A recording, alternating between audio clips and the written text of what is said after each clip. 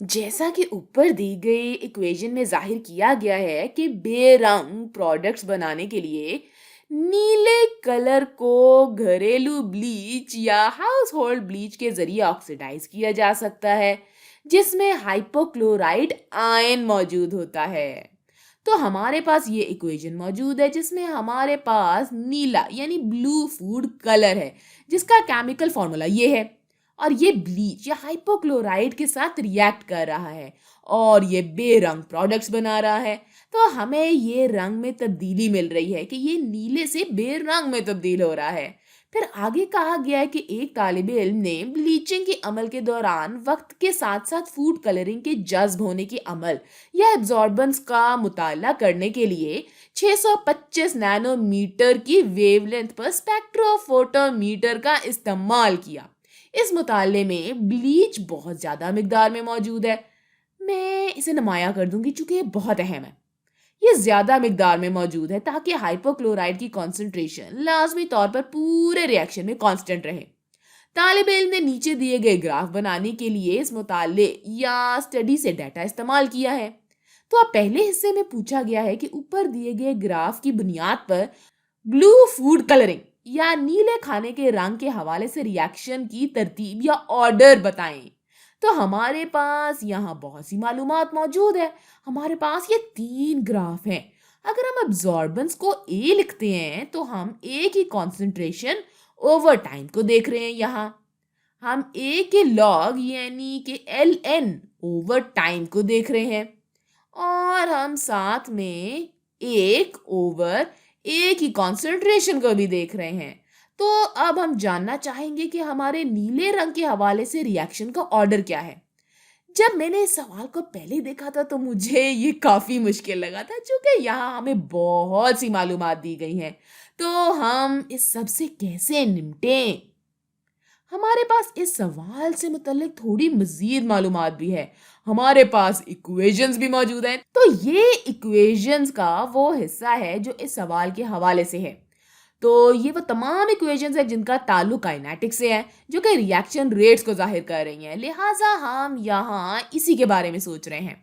हमारे पास यहाँ 3 मुमकिन चीज़ें हैं जो कि इस सवाल के लिए हमारे लिए मददगार भी साबित हो सकती हैं या शायद ना भी हो। खैर चलिए देखते हैं।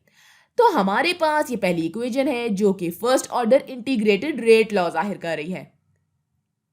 हमारे पास दूसरी इक्वेशन है जो कि second order integrated rate law के बारे में बता रही है। फिर हमारे पास ये तीसरी इक्वेशन है जो कि दरअसल हाफ लाइफ की इक्वेशन है। तो इसमें कहा गया कि हाफ लाइफ 0.693 और इसको यहाँ अगर के से डिवाइड करें तो ये वैल्यू होगी फर्स्ट ऑर्डर रिएक्शन की हाफ लाइफ। और यहाँ याद रखने की अहम बात यह है कि ये एक कांस्टेंट है, चूंकि के कांस्टेंट है इसलिए फर्स्ट ऑर्डर रिएक्शन की हाफ लाइफ भी कांस्टेंट होगी। तो इसके मुतालिक हमारे पास ये मालूमात है। आइए अब अपने ग्राफ को दोबारा देखते हैं।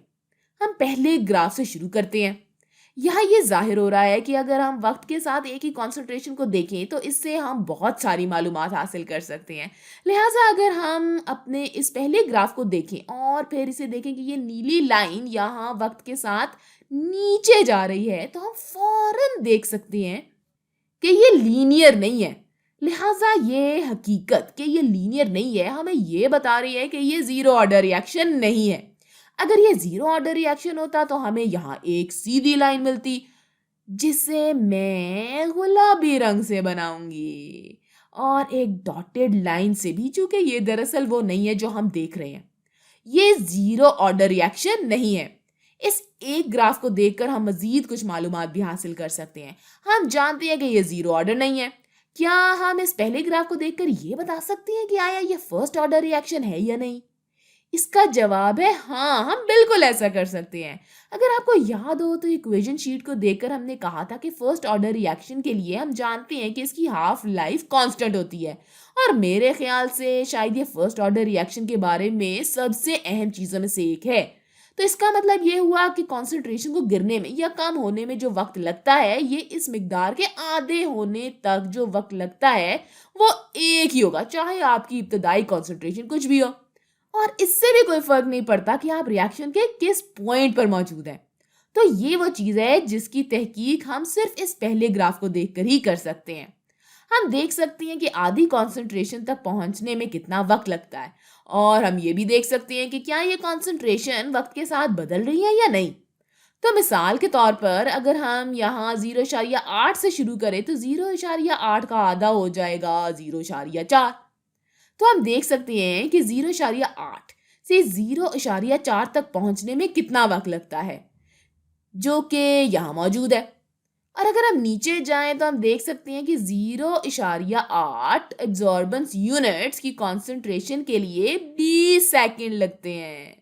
اب ہم دیکھ سکتے ہیں کہ ہاف لائف 0.4 سے 0.2 تک جا رہی ہے، لہٰذا اگر ہم 0.4 سے 0.2 تک جا رہے ہیں تو میں اسے مزید واضح کرنے کے لیے رنگ تبدیل کر دیتی ہوں۔